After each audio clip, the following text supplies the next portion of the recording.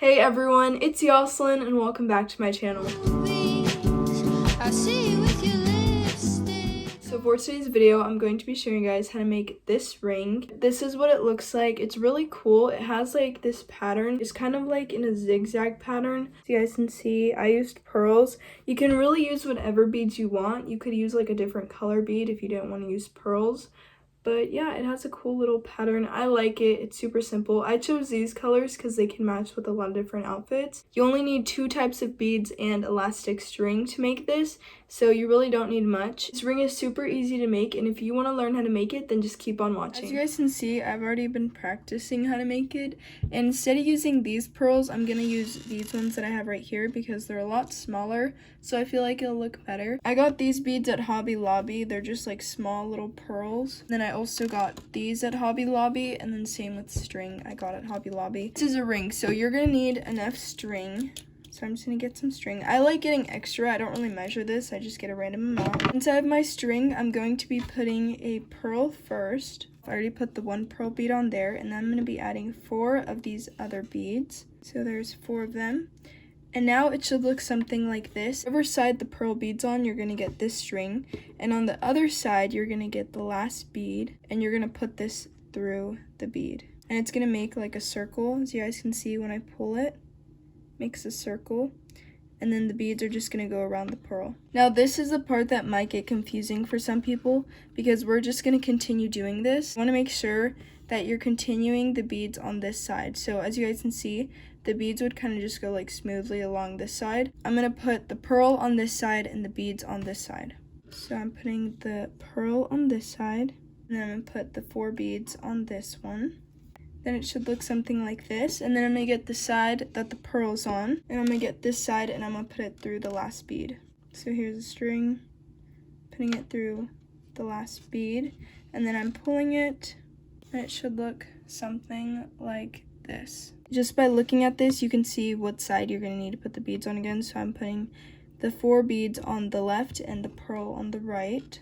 So I'm putting the pearl on the right and the 4 beads on the left. And then I'm just doing the same thing over and over again, where I just go through the last bead.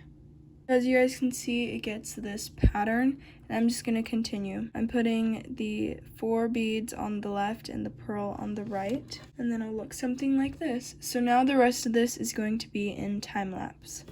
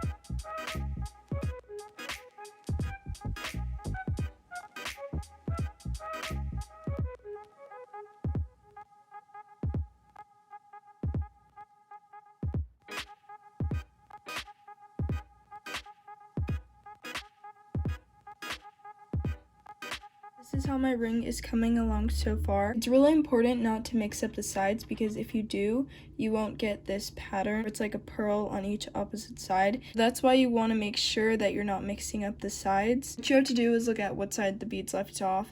So I'm just going to put the beads on this side, because I know if the pearl was there, it'd wrap around the pearl and it wouldn't be on the same side as the other one. Just been doing the pearl on the right side and the beads on the left side.